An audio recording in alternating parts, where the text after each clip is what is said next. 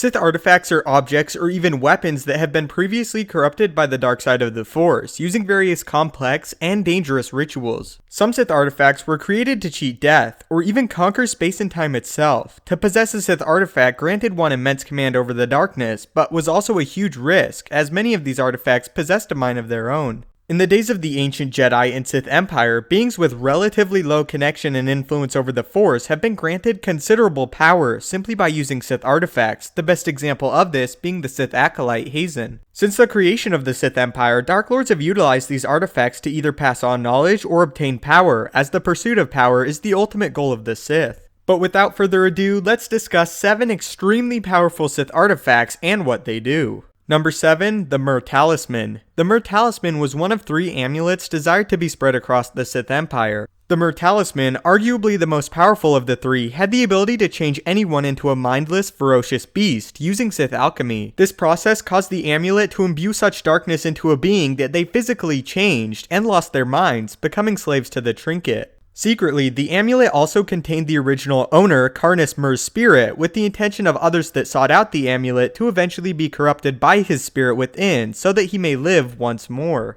The talisman also stopped the user from aging, with the hopes that the spirit of Myrrh would have an unlimited amount of time to possess the user's body. Eventually, Cade Skywalker would fall into possession of the amulet, thousands upon thousands of years after its creation, and using his ability of Shatterpoint, which allowed one to see and exploit weaknesses in the Force, he destroyed it, eliminating the horrible sickness that caused beings under its influence to transform into monsters. Number 6, the Telos Holocron. If someone truly believes knowledge is power, then the Telos Holocron should be by far the most valuable artifact on this list. Even before the Sith Emperor Marka Ragnos, this ancient holocron was constructed by the Sith Empire. Designed to be the keeper of all knowledge concerning the dark side, and in the centuries that followed, would allow beings that began in low places to become powerful Dark Lords if they were found worthy of the knowledge within. The holocron was passed down through the generations of the Sith to the most powerful of the Order, as they would enter their experiences and discoveries in the Force onto it. Naga Sadow being one of the earliest Sith to control the holocron, it was passed down through the Empire until Lord Bane of the Sith found it, and it granted him the knowledge necessary to become the One Dark Lord. Bane would later transfer Darth Revan's teachings onto the holocron, and over more time it was eventually gifted to Lord Sidious, who would often ponder on the experiences and knowledge of the old masters. After Sidious's own death, Luke Skywalker would order the holocron locked away, deeming it too dangerous, but would also allow the finest of his new Jedi Order to occasionally study it. Number 5, Darth Vader's Glove. When the Rebellion destroyed the first Death Star and the Empire was proven mortal, prophecies around the galaxy formed, claiming that once the Empire fell, a new ruler would arise, wearing the glove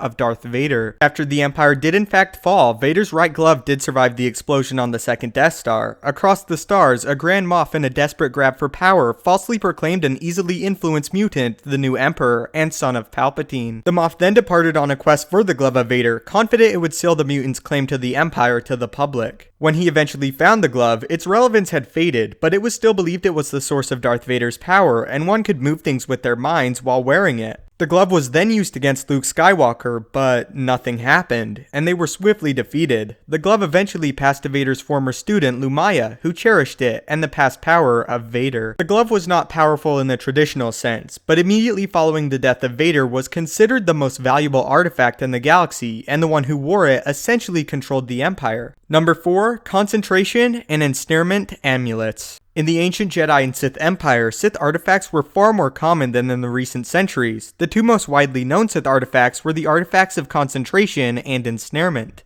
The Amulets of Concentration were often used in Sith rituals, as it amplified those in direct contact with its command over the dark side. The amulets were used in rituals as they often required far more dark side energy than is common. In the years that followed, Jedi began to learn from the artifacts as well, turning them to light and amplifying their own power. As a result, the Sith created Amulets of Ensnarement. These artifacts instantly channeled huge amounts of the dark side into anyone that touched it, and was designed to trick Jedi when they attempted to cleanse the concentration artifacts. In most cases, the Jedi would instantly turn to the dark side after feeling the power and the immense hatred that came with it, but in rare cases, powerful Jedi resisted, and the darkness was so intense it killed them, sucking away their light. Number 3, the Amulet of Clera. The Amulet of Clera was powerful because it had the ability to hide someone's presence in the Force. In fact, if one wore it, they would be completely unsensible to any Jedi or Sith. This potentially allowed the user to easily ambush any Force user and make it impossible for them to predict their next move. As the Force is very similar to instinct, when fighting someone using the amulet, they could only react after an attack is levied.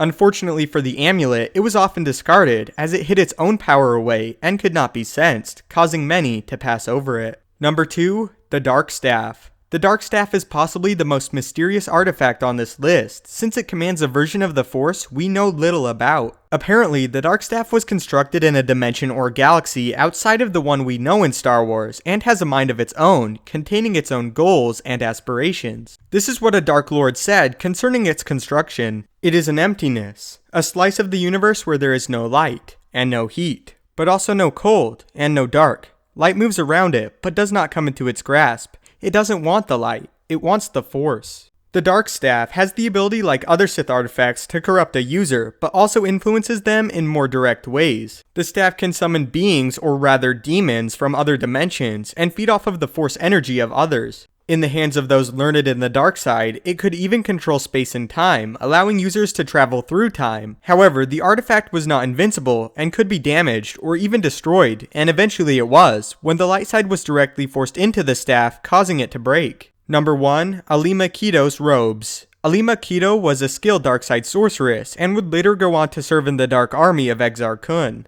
As one of Kun's greatest allies, she continued with her sorcery, even imbuing her robes with special powers. Unfortunately though, Kun would betray and kill her, but her robes would live on. Keto's robes were special because they could, to some extent, gift a non-Force user powers in the Force. Although not to the extent of a natural Force user, wearing the robes gave those not in tuned enough with the Force the power to wield it. If one already had power in the Force, it would increase it. The robes also carried with it knowledge and discoveries of the dark side, as what was left of Alima whispered to the wearer. The only drawback of the robes is that only one who is corrupted and evil at heart can wear them. So those are 7 powerful Sith artifacts in no particular order, as I think that was fairly obvious due to my placing of Alima's robes higher than the Telos Holocron. Of course, I did miss hundreds upon hundreds of other artifacts, and if you would like to see another video on more of them, be sure to leave a like and request it down below. So tell me which of these artifacts is your favorite, and also which in your opinion is the most powerful. Interested to see how you guys answer, since there are some pretty drastic differences in what some of them do. I'm interested to see who among you values straight up power, and others who value knowledge over inherent power. Anyway, thank you so much for watching. If you haven't yet, maybe consider subscribing to ensure you stay up to date with everything Star Wars related.